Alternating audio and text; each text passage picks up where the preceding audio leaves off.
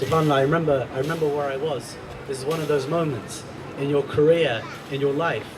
I was at my in-laws' home in Cardiff, and I remember getting a message from Sister Mariam actually, and she messaged me saying that they found Aafia.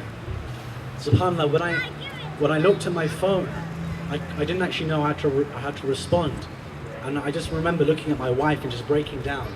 For 5 years, you talk about nearly every single lecture I gave over that period of 5 years was just about Aafia, about this woman, about how her case represented such a wider class of cases. And here she is, and the Americans are claiming that they're in her custody. But they go further than that. The Americans just didn't say, okay, we've got her in our custody and yeah, we had her for 5 years. They concoct this amazing story about her case. And I'm sorry I'm going for so long, but I think it's so important that people know what has been said about her. So their story is this. They claim that Aafia and her eldest son, okay, they claim that Aafia was running around doing her whole thing for 5 years, that she disappeared of her own accord, that she wasn't in their custody. That's their claim. Their claim is that she was found outside the governor of Ghazni's compound with the satchel, which had chemical explosives in it, and the anarchist's arsenal handbook, which is an old anarchist book about weaponry, and also targets. Now the Afghans said that she had targets in Afghanistan within her satchel. The Americans later say that she had targets of New York inside her satchel, which doesn't make any sense in itself. So apparently she's detained by the Afghan forces. This is on the 17th of July 2008. On the 18th of July 2008, according to the American story of events, some US agents go into her cell, and they, according to her indictment, they come into her cell and there's a curtain in there, and they're walking around and they don't see Aafia in the cell. So one of the agents puts his gun down on the floor right by the curtain. They claim that they didn't know Aafia was in there. Okay, the story gets even more crazy than this. The next part of the story goes like this. She jumps out from behind the curtain, picks up the weapon, shouts, "You such and such," some profanities, Allahu Akbar, and starts firing. She unhooks the safety. This is in the indictment as well. So this M4 carbine is a big assault rifle. She picks this up, undoes the safety, and starts firing at them.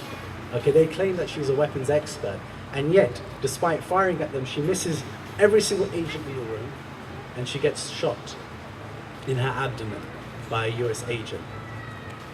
Now on the 19th of July, there's an article in the Associated Press which claims, and this is before the Americans ever reveal her location, which claims that a woman has been shot and her son has been taken into custody, and her son is in custody after an argument broke out between Americans and Afghanis, and she was shot in the crossfire between the two forces. The article the following day in the Associated Press totally negates what was said in her indictment. But unfortunately nobody talks about that article, something that I'm taking up with the lawyers in the US. Now, Aafia is then placed in American custody. She's sent to Bagram where she receives medical assistance, and then she becomes the first detainee from Afghanistan to be sent to the US mainland. In the history of this war on terror, every single detainee has been sent to Bagram, to Kandahar, onto Guantanamo Bay, to other secret prisons around the world. Aafia becomes the first detainee who's picked up in Afghanistan to be sent to America, where she's given a trial in front of a federal court. For the last 5 years, they were claiming, last 6 years, 7 years, they were claiming that she's a terrorist, that she's this, that, and the other. When she comes before the court, they say the prosecution say, we're not interested in claiming she's a terrorist. We just want to prosecute her for being a murderer or attempting to murder some US agents. So the entire trial is nothing about everything that they said about her. It's just about whether or not she shot at some US agents. It's not even about the fact that in her satchel they claimed that she had these targets of New York, which is in her indictment. So the higher offense, which is the offense of terrorism, suspected terrorism, is totally neglected. All they go after is whether or not she shot at these agents, the lesser offense of the two. And in front of a US court, in front of this jury, she's unfortunately convicted. And that's what we're waiting for. Unfortunately, I don't have enough time to really go through all of the hundreds of other inconsistencies in this case. And honestly, if I had the time, I'd have you here till midnight talking about this case.